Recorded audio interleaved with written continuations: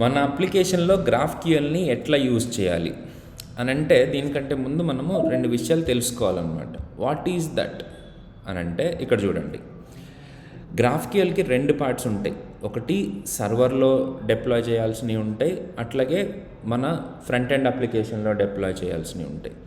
జనరల్గా ఈ front end అప్లికేషన్లో మనము రియాక్ట్తో పాటు అపోలో క్లయింట్ అనే ఒక సాఫ్ట్వేర్ని మనం ఇన్స్టాల్ చేస్తాం, అంటే ఒక లైబ్రరీ ఇన్స్టాల్ చేస్తాం. ఇది ఒక రిక్వెస్ట్ని పంపిస్తే దాన్ని క్వెరీ అనుకోండి, మ్యూటేషన్ అనుకోండి, అంటే వీళ్ళకి ఏం డేటా కావాలి రియాక్ట్ అప్లికేషన్కి అనే రిక్వెస్ట్ని మన అపోలో క్లయింట్ అనే క్లయింట్ లైబ్రరీ మనకి రిక్వెస్ట్ పంపిస్తే ఈ గ్రాఫ్క్యూఎల్ సర్వర్ మనకు డేటాబేస్లో నుంచి డేటాని తెచ్చి మనకు ఆ డేటాని రెస్పాన్స్గా ఇస్తుంది అనమాట. సో ఫండమెంటల్గా గ్రాఫ్క్యూఎల్ని ఇంప్లిమెంట్ చేయాలంటే సర్వర్ సైడ్ ఇంప్లిమెంట్ చేయాలి, రియాక్ట్ అప్లికేషన్లో కూడా గ్రాఫ్క్యూఎల్ రిలేటెడ్ ఒక లైబ్రరీ కావాల్సి ఉంటుంది. 2 పార్ట్స్ ఉంటాయి అన్నమాట. సో ఈ పర్టికులర్ పనిని చేస్తున్నప్పుడు మనకి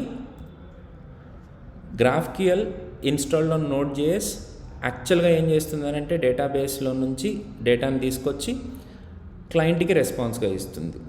మరి రియాక్ట్ జేఎస్లో ఇన్స్టాల్ చేసిన క్లయింట్ సాఫ్ట్వేర్ ఏం చేస్తుంది, కావలసిన డేటాని రిక్వెస్ట్ పంపించి ఆ వచ్చిన డేటాని రిసీవ్ చేసుకుంటుంది.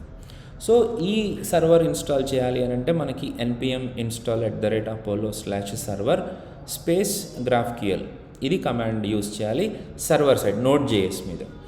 అట్లాగే మన రియాక్ట్ అప్లికేషన్లో కూడా మనము అపోలో క్లయింట్ని ఇన్స్టాల్ చేసుకోవాల్సి ఉంటుంది. ఇవే కాకుండా మీరు జావాలో అంటే బ్యాకెండ్ ఎస్పెషల్లీ బ్యాకెండ్ పార్ట్ని ఈ బ్యాకెండ్ పార్ట్ని ఇంప్లిమెంట్ చేసేటప్పుడు గ్రాఫ్క్యూఎల్ సర్వర్ కోసం మీరు జావా కంఫర్టబుల్ అయితే జావాలో ఇంప్లిమెంట్ చేయండి. ఫర్ దట్ గ్రాఫ్క్యూఎల్ జావా అనే లైబ్రరీ ఉంది. అట్లాగే మీకు ఇదేమో Node.js మీద ఎంటిటీ గ్రాఫ్క్యూఎల్ అని చెప్పేసి .NET వాళ్ళకి C# వాళ్ళకి ఉంది.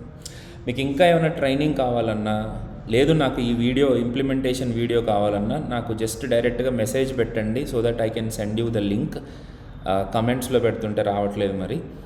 సో ఏదైనా పింగ్ చేయాలనుకుంటే పింగ్ చేయండి.